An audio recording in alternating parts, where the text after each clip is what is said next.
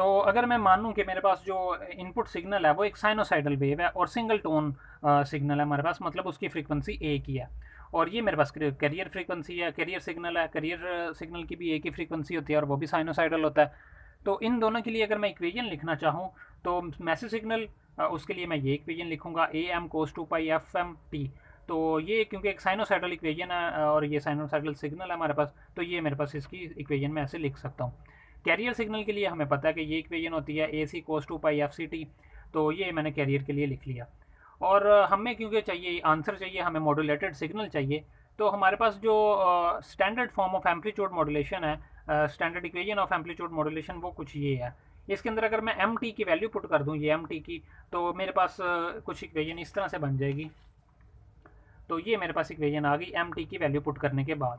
तो यहाँ पे जो स्टैंडर्ड इक्वेशन हमारे पास है मॉडल एम्पलीट्यूड मॉड्यूलेशन की, उसमें के ए एम जो है ये बराबर होता है मॉड्यूलेशन इंडेक्स के, जो कि म्यू हमने अभी थोड़ी देर पहले देखा, म्यू बराबर है ए एम ओवर ए सी। तो बेसिक ये के ए बराबर होता है 1 ओवर ए सी के, तो ये हमारे पास म्यू मॉड्यूलेशन इंडेक्स ही है। इसकी जगह पे भी अगर मैं म्यू पुट कर दूँ तो मेरे पास ये इक्वेशन बन गई। इसको सिंप्लीफाई करते हैं, जो चीज़ें मल्टीप्लाई हो रही हैं मल्टीप्लाई करके ये हमारे पास कुछ इस तरह से आ जाएगी इक्वेशन। यहाँ पे मेरे पास क्या आया, A C cos two pi F C T, ये सिंपल हमारे पास एक टर्म आ गई। यहाँ पे दो कोस की टर्म्स मल्टीप्लाई हो रही हैं, और यहाँ पे ट्रिग्नोमेट्रिक रूल हम यहाँ पे यूज़ करेंगे, cos alpha into cos beta वाला। 2 कोस अल्फा कोस बीटा बराबर होता है कोस अल्फा प्लस बीटा और कोस अल्फा माइनस बीटा। तो ये कोस अल्फा कोस बीटा वाला फॉर्मूला अगर इसके ऊपर लगा दूँ तो मेरे पास कुछ ये इक्वेशन बन जाएगी। यहाँ पे चूंकि 2 नहीं है तो मुझे यहाँ पे इस 2 को तो डिवाइड कर दूंगा, तो ये मेरे पास कुछ इक्वेशन बन जाएगी। A C cos two pi F C T plus A C mu over 2 cos two pi F C plus F M T plus cos two pi F C minus F M T. ठीक है, तो ये alpha plus beta इनमें, क्योंकि 2 पाई और T जो है ये कॉमन आ जाएगा, वो बाहर आ गया, और एफ एम और एफ सी है मेरे पास बेसिकली, उनका एडिशन और इसके सब्ट्रैक्शन की फॉर्म में मैंने लिख दिया। अब इनका हम लेंगे फोरियर ट्रांसफॉर्म, क्योंकि हम ये हमारे पास टाइम डोमेन में हमारे पास सिग्नल है एस टी, इसका हम फोरियर ट्रांसफॉर्म लेंगे और फिर इसका स्पेक्ट्रम ड्रॉ करेंगे। तो फोरियर ट्रांसफॉर्म लेने से मेरे पास कुछ ये इक्वेशन बन जाएगी। और फोरियर ट्रांसफॉर्म कैसे लेंगे मैंने ये आपको सिखा दिया था, एक फोरियर ट्रांसफॉर्म पे हमने एक वीडियो बनाई थी, मैं दोबारा से फिर आपको बता देता हूँ। तो अगर मेरे पास एक सिग्नल है, ये पहली टर्म है, अगर इसका मैं फोरियर ट्रांसफॉर्म लूँ इस टर्म का, तो ये मेरे पास है A C cos two pi F C T. तो मेरे पास है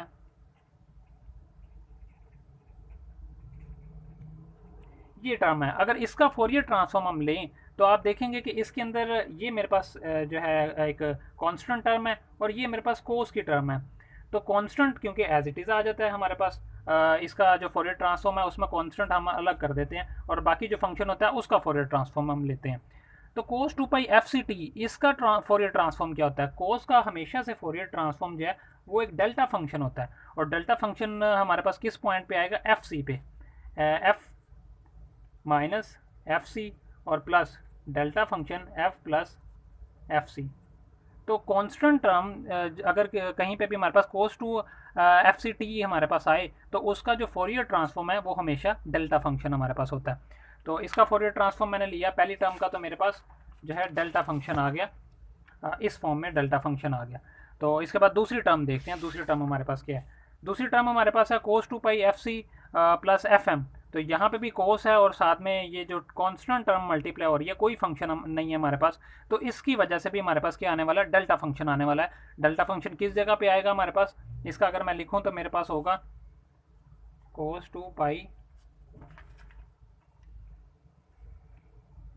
F C plus F M T. तो इसका अगर मैं फोरियर ट्रांसफॉर्म लिखूँ तो एम्पलीट्यूड यहाँ पे कांस्टेंट जो भी है वो साथ आ जाएगा, और इसका जो फोरियर ट्रांसफॉर्म होगा वो मेरे पास आएगा। और सॉरी एक चीज़ मैं भूल गया, यहाँ पे डिवाइडेड बाय 2 भी आएगा, जब भी फोरियर ट्रांसफॉर्म लेते हैं हम कोस का तो डिवाइड में 2 भी आता है।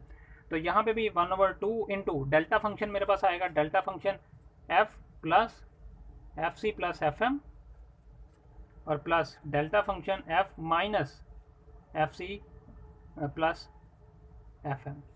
तो ये बेसिक हमारे पास फोरियर ट्रांसफॉर्म आता है कोस का। यहाँ पे चूंकि एफ सी अकेला था तो एफ माइनस एफ सी और एफ प्लस एफ सी हमारे पास आया, और यहाँ पे मेरे पास एंगल में F C plus F M है, तो फिर मेरे पास F plus F C plus M F M और F minus F C plus F M. तो ये फोरियर ट्रांसफॉर्म आपको याद रखने पड़ेंगे कि कोस का फोरियर ट्रांसफॉर्म हमेशा डेल्टा फंक्शन होता है। डेल्टा फंक्शन किस फॉर्म में कि वो शिफ्ट हो जाता है हमारे पास डेल्टा फंक्शन एफ सी के ऊपर, F minus F C, F plus F C, और यहाँ पे F C plus F M है हमारे पास एंगल में। तो आप इसको अगर एक समझ लेंगे ये थीटा है, तो आप क्या करेंगे, एफ प्लस थीटा, थीटा की जगह पे F C plus F M आ गया, और यहाँ पे एफ माइनस थीटा, थीटा की जगह पे F C plus F M आ गया आपके पास। तो ये बेसिकली फोरियर ट्रांसफॉर्म होता है कोस फंक्शन का।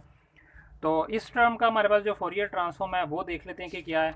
और यहाँ पे फोरियर ट्रांसफॉर्म हमारे पास इसका ये आ गया, एक बार प्लस के साथ, एक बार माइनस के साथ, और नीचे डिवाइड में 4 आ गया, क्योंकि यहाँ पे डिवाइड में 2 था और एक 2 जो हमारे पास इस ट्रांसफॉर्म से आना, तो ये 4 हो जाएगा। और एक और मिस्टेक शायद लग रही मुझे, यहाँ पे ए के साथ सी आएगा, क्योंकि ये कैरियर का एम्पलीट्यूड है। तो ये आ गया मेरे पास। इसी तरह से जो लास्ट टर्म है हमारे पास, थर्ड टर्म, उसका भी फोरियर ट्रांसफॉर्म लेंगे तो हमारे पास ये वाली टर्म आ जाएगी। अब हमने फोरियर ट्रांसफॉर्म ले लिया, अब हमने ड्रॉ करना है इसका स्पेक्ट्रम। तो स्पेक्ट्रम कैसे ड्रॉ करेंगे? स्पेक्ट्रम ड्रॉ करने के लिए आपने सबसे पहले तो एक एक्सिस ड्रॉ कर लेना है, एक ये फ्रीक्वेंसी का एक्सिस और एक एम्पलीट्यूड का एक्सिस ड्रॉ कर लेना है, और उसके ऊपर ये किस तरह से सिग्नल ड्रॉ करने हैं वो देखते हैं। अब हम हमारे पास जो पहली टर्म है उसके साथ एम्पलीट्यूड जो है उसका जो कांस्टेंट साथ मल्टीप्लाई हो रहा है वो ए सी ओवर 2 है।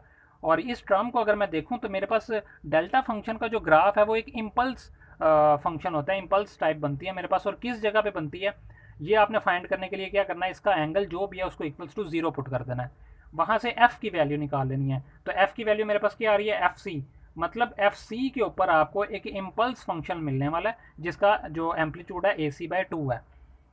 तो मैं मान लो कि ये मेरे पास 0 है, ओरिजिन है, और यहाँ पे कहीं पे एफ सी है। तो एफ सी के ऊपर मेरे पास एक इम्पल्स फंक्शन मिलेगा जिसका एम्पलीट्यूड ए सी बाय 2 है, और मेरे पास ये इम्पल्स फंक्शन आ गया। इसी तरह से, सॉरी ये माइनस के लिए था, तो ठीक हो गया बिल्कुल, F equals to F C के ऊपर मुझे मिल गया ये, ठीक है। तो F equals to F plus F C, तो इसको भी इक्वल्स टू 0 पुट कर दें तो आपके पास F equals to minus F C, मतलब माइनस एफ सी के ऊपर आपको एक इम्पल्स फंक्शन मिलेगा जिसका एम्पलीट्यूड ए सी बाय 2 है। तो जिस तरह से हमने एफ सी के ऊपर ड्रॉ किया, इसी तरह से माइनस एफ सी के ऊपर भी एक इम्पल्स फंक्शन हम ड्रॉ कर लेंगे। ये हमारे पास वो आ गया। इसके बाद नेक्स्ट टर्म देखते हैं। नेक्स्ट टर्म हमारे पास है delta F minus F C plus F M. ये भी क्योंकि डेल्टा फंक्शन है, इससे भी हमें एक इम्पल्स मिलेगी, और इसका फाइंड करने के लिए कि किस जगह पे आएगी हमारे पास इम्पल्स, इसको भी आप एंगल को इक्वल्स टू 0 पुट कर दें। तो ये मैंने इक्वल्स टू 0 पुट कर दिया, F minus F C plus F M. तो ये पूरी टर्म दूसरी तरफ जाके प्लस हो जाएगी, तो मेरे पास जो इम्पल्स आएगी वो आएगी F equals to F C plus F M, मतलब F C plus F M के ऊपर मुझे एक इम्पल्स फंक्शन मिलेगा जिसका एम्पलीट्यूड होगा ए सी म्यू ओवर 4। तो यहाँ पे मैंने माना हुआ था एफ सी, और मुझे नया जो इम्पल्स फंक्शन मिल रहा है वो मिल रहा है F C plus F M. तो एफ सी से जाहिर बात है वो कुछ ना कुछ ग्रेटर जगह पे होगा, इसके बिल्कुल राइट साइड पे कहीं ना कहीं होगा। तो ये मैंने एक पॉइंट मान लिया जहाँ पे F C plus F M में है, और वहाँ पे उसका एम्पलीट्यूड मैंने ले लिया इम्पल्स फंक्शन का ए सी म्यू ओवर 4। इसी तरह से आप सारी टर्म्स का जब फाइंड करते जाएंगे, यहाँ पे मैंने फाइंड किया हुआ इनका, और मैं नोट्स जो प्रोवाइड करूँगा उसमें बिल्कुल ऐसे लिखा होगा। तो वहाँ से आप इनके वैल्यूज़ फाइंड करते जाएंगे किस किस जगह पे आपको इम्पल्स फंक्शन मिलने वाला है। तो आपके पास ये इस तरह की सिचुएशन आ जाएगी। ये इसका स्पेक्ट्रम हमने ड्रॉ कर लिया। जो हमारा पहला क्वेश्चन था कि हमने स्पेक्ट्रम ड्रॉ करना है, ये हमने स्पेक्ट्रम ड्रॉ कर लिया। तो इंशाल्लाह नेक्स्ट वीडियो में अब हम इसकी बैंडविड्थ फाइंड करेंगे, फिर पावर और पावर एफिशिएंसी फाइंड करेंगे।